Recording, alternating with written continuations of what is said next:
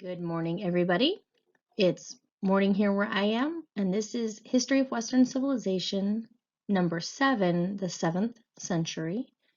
As with all of my slides, I will do a little bit of narration. We've got plenty of graphics for you to take a look at. If you want to write down notes for yourself, that's fine. At the end of the deck, there's a set of sources, information for you to look up afterward. So here we go. The 7th century would be from 600 to 699 or 601 to 700, depending on your school of thought. And we start with 602. So the Byzantine Emperor Maurice has been successfully fighting the Sassanid Empire for over a decade. And this is a map that shows the gains he has achieved. So Constantinople itself is off to the left, it's off of the map. Maurice is a pretty capable general. He's moved the border from to the left of Armenia to the right of Armenia, and that is cutting into the Sassanid territory pretty thoroughly. You can see the Caspian Sea is on the far right, so we're getting into the area that would be modern day Turkey, modern day the Balkans.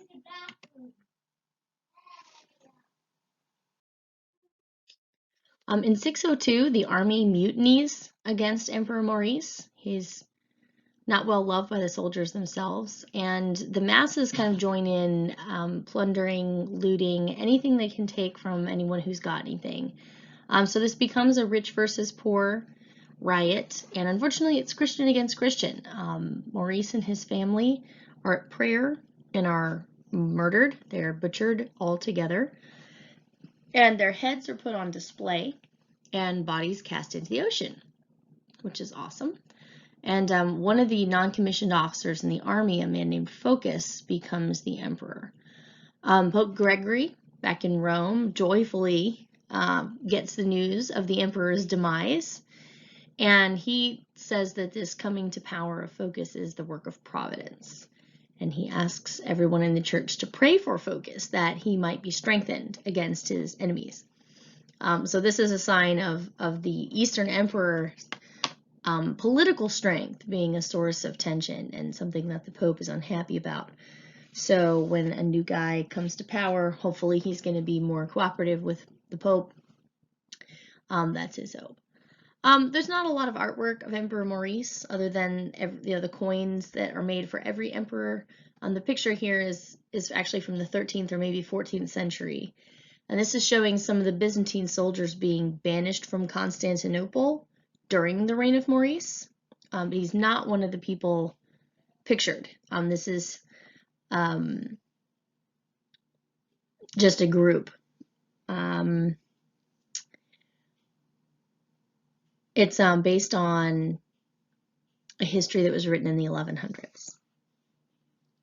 So you can see they're in the emperor's throne room and they're being banished from the city. This thing on the right side of the picture is like a city gate. So they're headed toward the city gate. They're on their way out.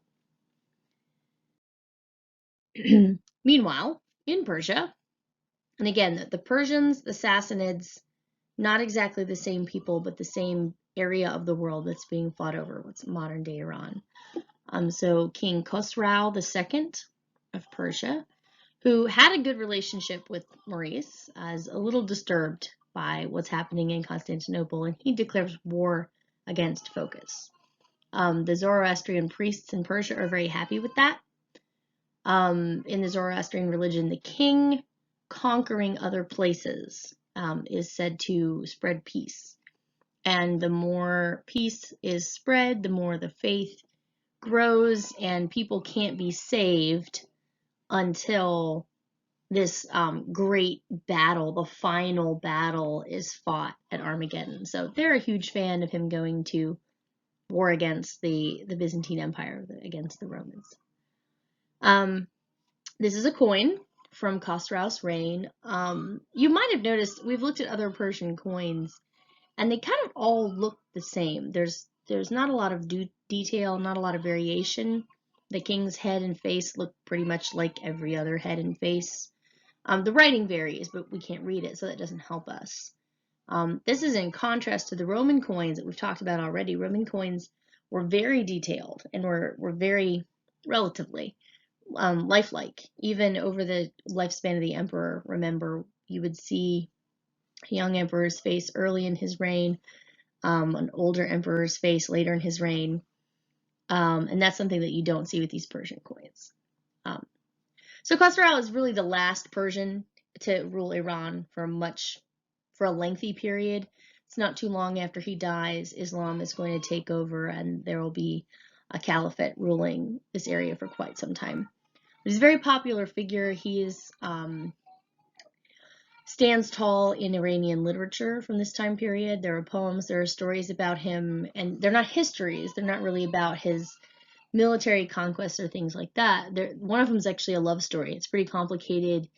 Not quite a Disney, not quite a Disney cartoon, but all these happenstances and funny things that happen over the course of his trying to court this princess that he loves. And so anyway, so he's a romantic figure in their literature as well as being a real historical character in their history. And meanwhile, so Phocas was the non-commissioned officer of the Byzantine army who overthrew Maurice and killed him. Okay, so he has been fighting wars this whole time. He's been fighting the war in Persia. He's been fighting the Avars and the Slavs who are coming down from Europe, again from the Balkans into the northern part of the empire. And he's very much preoccupied. So Constantinople's governor, the Byzantine governor in Egypt, is named Heraclius or Heraclius. Heraclius, take your pick. And he actually just leaves home with a little army, sails to Constantinople, and because Phocas doesn't have a lot of support back at home and he's been gone so much, he's easily defeated. So Phocas is executed and Heraclius becomes the emperor. The meme doesn't obviously bear much resemblance to history, but I love this facial expression, and anytime I can use a meme, you know I'm going to. So that's that. Meanwhile, who's this? Right? So Muhammad is just a guy, right? He's a Jewish guy that lives in Saudi Arabia, and he has become sort of famous in his little town for preaching. People ignore him. They think he's crazy. He says a lot of really wacky stuff. He will go to a cave and meditate and come out and just like, what are you talking about, man? But he's becoming known for this, and people are interested in him, and he kind of becomes this curiosity when people travel to Mecca, which is already a holy site for other reasons that don't have to do with Muhammad and what's coming. They hear about this crazy Muhammad guy that lives in a cave, and he preaches a lot of things that are perfectly fine, right? Just sort of medium. Don't torture animals. Make sure you don't run over poor people when they're by the side of the street. You know, take care of your parents. Golden rule type general. I'll call them platitudes because his teachings are almost always little short phrases. If you were to read the Quran, it's a lot of the directives, anything that's like live your life in a certain way. They're just these little one sentence things. They're aphorisms or maxims or proverbs and things like that. He says other things, but there's plenty of decent stuff mixed in. That's accurate. And obviously there's a lot to Islam, and there's a lot to its history and its importance. Can't really get into it very well in here, so we won't. We'll just keep moving. So in 618, the Sui dynasty starts to fall apart. They've got economic problems. They've been fighting wars against Korea for quite some time, flooding, famine, and this results, as always, in rebellion, in upset, in civil war. And so a duke, or the Chinese equivalent of a duke, from Tang, the Duke of Tang, comes to power as a result of this civil war. And so that's the beginning of the Tang dynasty. And as you see, they're going to last for a good long time, right? Into the 900s. This will be the ruling family. And this is their area of influence. So the orange lines on this map are modern borders. So where it says an empire, everything inside the orange lines of the Tang dynasty itself, and then where it says that's modern China. The thing off to the right is North and South Korea. On the bottom left, that's cut off by the map, that's India. The oblong sort of rectangular thing is that's Nepal. You can see Bengal is marked, and so on. Anyway, so this is China. This is who's ruling in China at this time. Meanwhile, people visiting Mecca like Muhammad. They're like, oh, you know what? Everybody's saying this guy's crazy, but we kind of like what he has to say. So we're going to take him home. And they take him back to their hometown of Yathrib. And it's kind of a disorganized place. There's no government. There's no unified authority. And Muhammad becomes a religious leader, and pretty quickly they go to him to settle disputes. And then he starts to take on an authority as a civil, character as well. People in the town come to him to solve problems, not just religious things. So Yathrib is the ancient name for Medina. So you can see Medina, they're just north of Mecca. Mecca is his hometown. Medina is the city where he becomes influential. So a couple years go by 623, the Jewish community in, again, Yathrib has kicked Muhammad out, basically. They've said, you can't preach in public, you're claiming to be a leader in Judaism and you're not, you need to stop. So in response, Muhammad makes changes to the way he and his followers worship. They stop saying their daily prayer facing Jerusalem, which would have been kind of north, and instead they begin bowing toward Mecca. So they literally turn their back on Jerusalem. And they also abandon the Saturday Sabbath practice, and Friday becomes their special day, their day of worship, their day of religious observance. So they ceased Jewish prayer facing Jerusalem, and they ceased holding their Sabbath on Saturday. So 2 big changes, and again, that's in 623. So this isn't too many years after he first comes on the scene. The picture here, it was on the earlier slide too. The picture here is of an angel giving a message to Muhammad. And this is from a Persian book. And it's almost certainly a book that was not written by Muslims, because most sects of Islam do not make images of people, and especially no image of the Prophet, no image of Muhammad. So it can be difficult to find a historical image of him. In this case, wasn't made until the 13th century, so it's old, it's newer. And this shows him hearing from the angel. This would not be considered appropriate religious art for the more observant or the most observant Muslims. There it is. So, more about Muhammad. He's not in this one. He's not shown here. So in 624, the town of Medina, again, which is called Yathrib at this time, has economic issues, and one of his solutions is to organize raids on merchant caravans that are passing through. And he's pretty good at it. He's a pretty good military commander, and his greatest success is going to be at Badir, where the raiders kill between 50 and 70 Meccans. And this is another turning point. Muhammad says that he's aligned himself against Mecca, that that God is on his side. This is a punishment from God for the Meccans having rejected him, and they're going to get theirs. Their day's going to come, so on and so forth. The artwork here shows the defeated Meccans' bodies are being thrown down a dry well. So they're the guy without the head and the one being dragged across the ground in the bottom right. They're all being thrown into the well. There is a cemetery at Badir today, which marks the graves of Muhammad's companions who were killed, But there's not really any other physical evidence of this battle. The first written accounts aren't made until the 800s. So there's not any good solid documentation other than the fact that the story exists, pretty consistent. And either way, it really doesn't matter. This is still a very important moment in Islamic history. It's the only battle that's explicitly mentioned in the Quran. So again, that's Badr. It's B-A-D-R, Badr, and this is 624. So that's this again. This is all part of Muhammad's rise to power, is the growth of his influence. I mentioned the Avars just a minute ago. So in 626, the Avars, helped by Slavs, attack the walls of Constantinople. They actually besiege Constantinople. The Persians are also involved.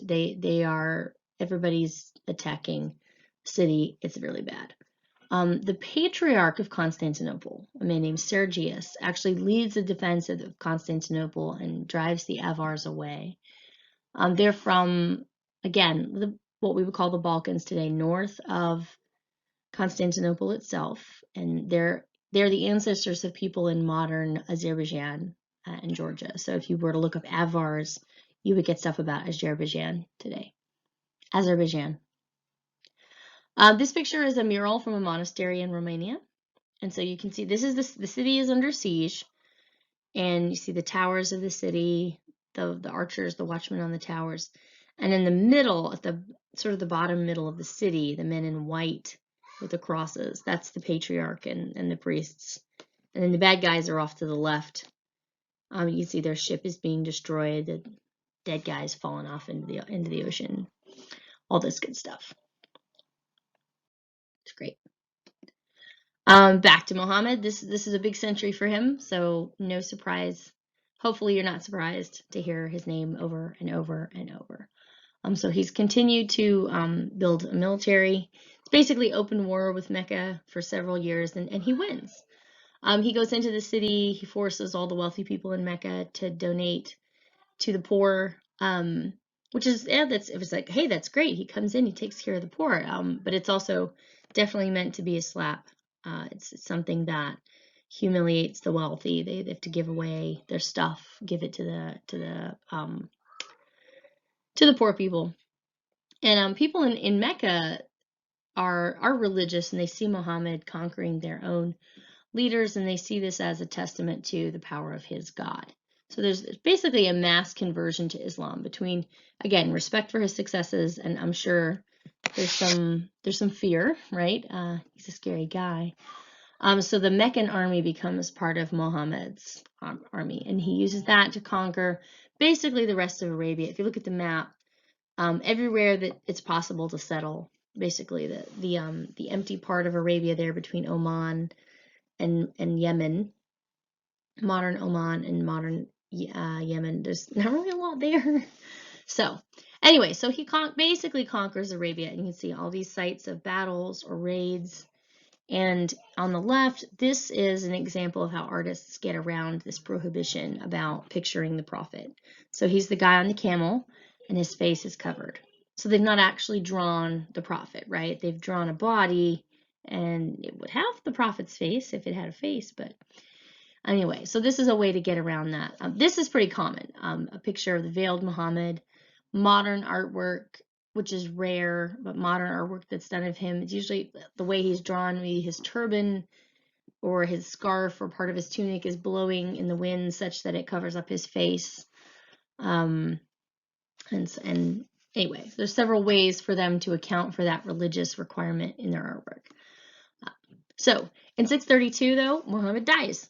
So there you go. That's the end of him. And then his armies kind of have to figure out who's going to lead the group while he's gone. And as often happens, not a very smooth transition, which we'll get there. That's so. Okay, so back in Constantinople, in revenge, in response, in pushing back the Persians, the emperor has pushed his armies all the way through Mesopotamia, destroying stuff as they've gone, canals, everything else. The Persian army revolts at the same time the Byzantines are coming through, and Khosrow is overthrown. His son is crowned, Kavad II. And the important fact here is they sign a peace treaty with the Byzantines. So the Persian Empire, or the Sassanid Empire, the Persians and the Byzantines are at peace. They give Egypt, Palestine, Asia Minor, and Western Mesopotamia to the emperor, and he agrees to stop invading and killing them. So this image here is part of a painting. It looks like it is an engraved thing. It's kind of hard to tell. I didn't have detail about the medium itself, but it belongs to the Louvre. It's in Paris. And it shows the Byzantine emperor, Heraclius, who's on the right. Heraclius Rex, you can see, is banishing the king of Persia. So the king of Persia is not only bowing down, he's in this beaten or humbled pose. His crown has fallen off. He's got nothing on his head, so he's humiliated. Sad day. This is metaphorical. They never actually met in person. At no point did these two share breathing space. It's meant to be an image, so you can kind of imagine, like, which team do you think created this art?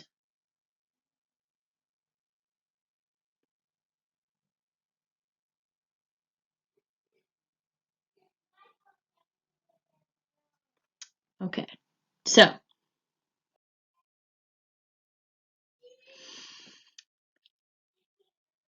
you had a moment to think about that and discuss that with yourself.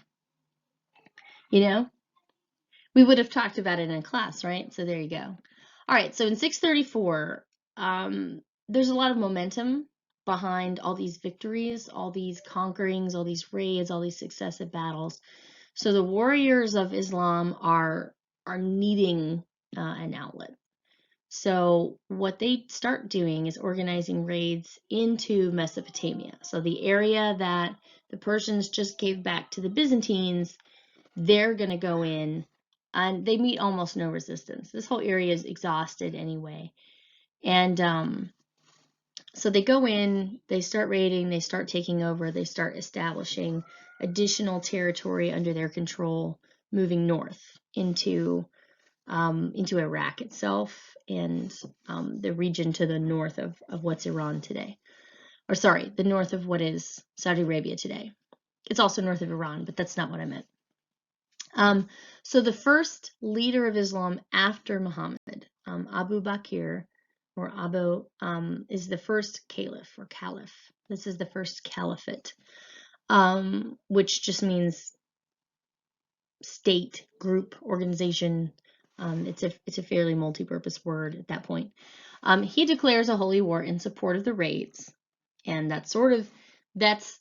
this is the beginning of how things are going to be. Again, Muhammad was an individual who was a military leader, who was a visionary, and what the source of his visions, who knows? And so his immediate successor continues that. There's no time where they think about, well, should we not? This sort of cements the way they're going to go about things for hundreds of years.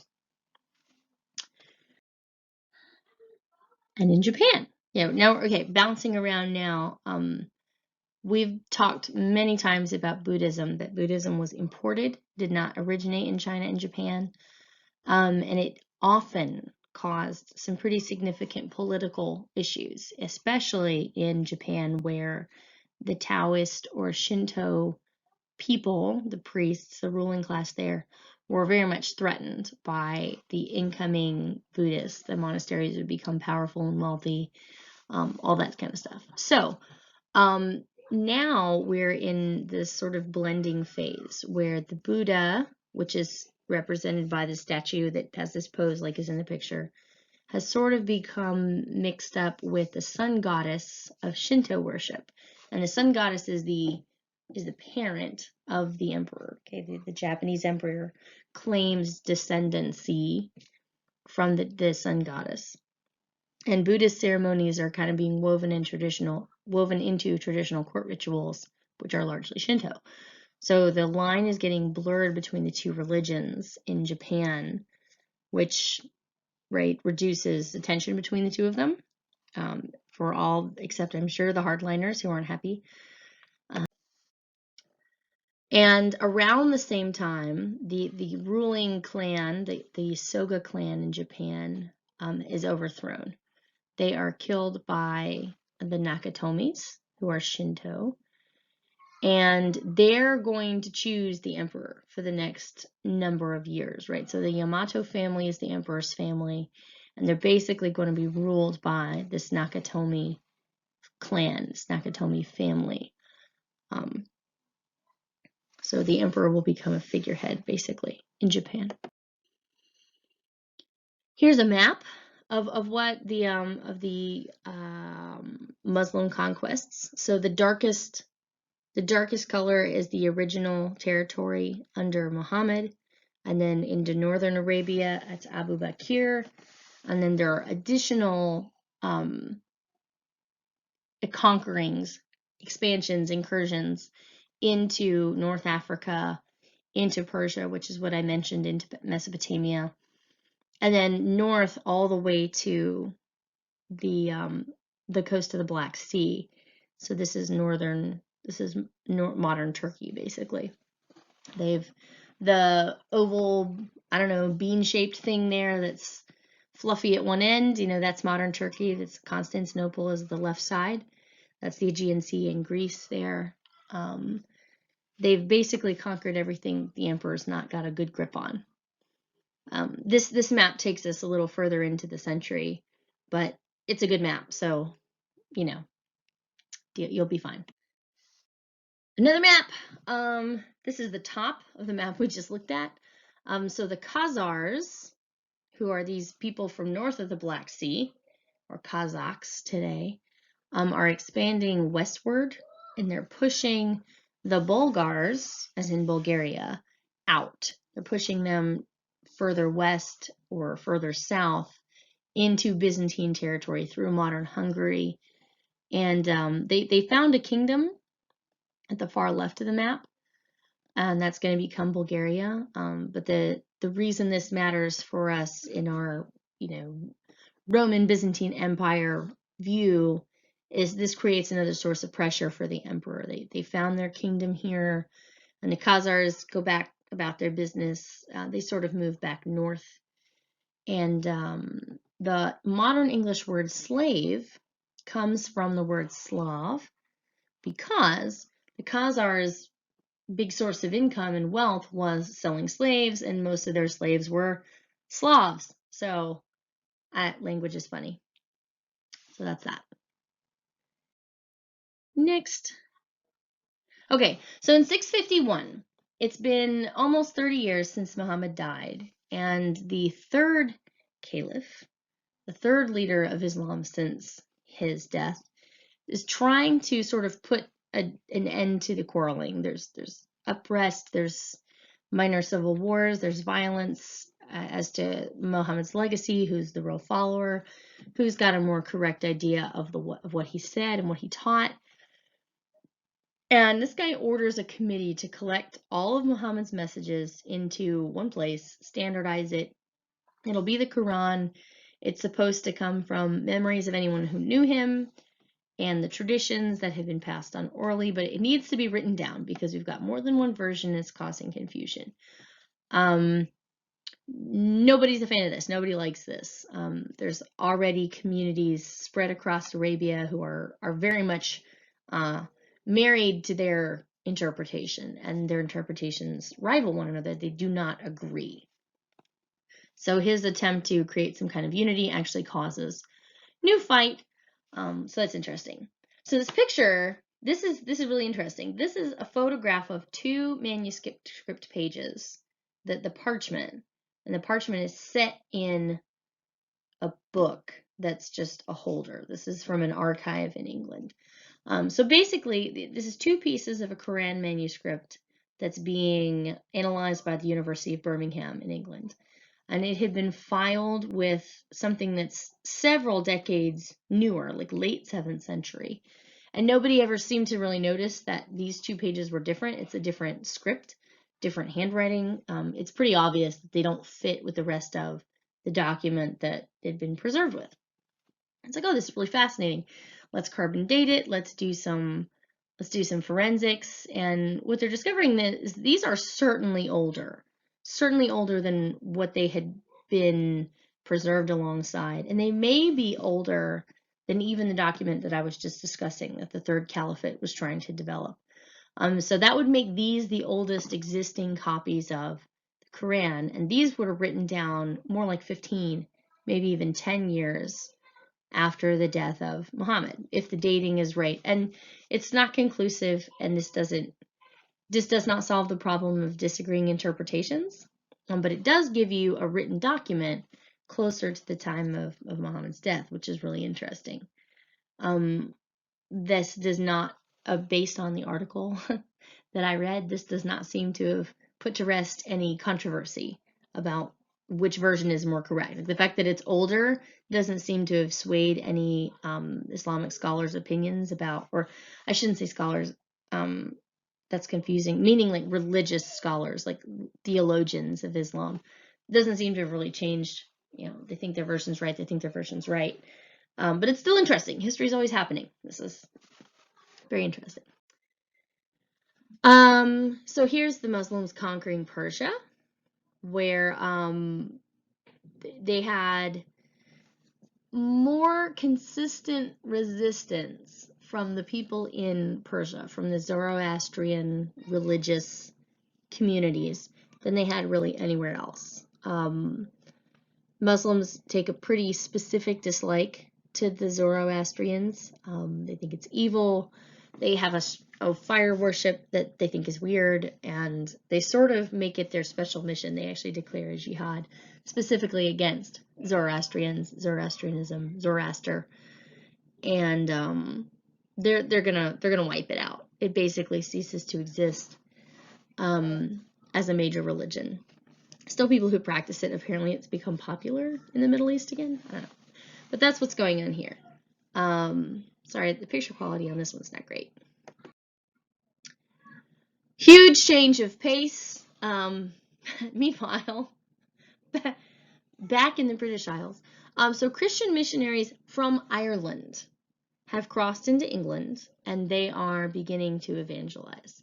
The King of Essex, which is at the bottom right, Sigebert, has been influenced by Northumbria, which was Christian, and has converted to Christianity himself. It's not clear whether these are heretical Christians or whether they've got a solid handle on the theology. It's very hard to say.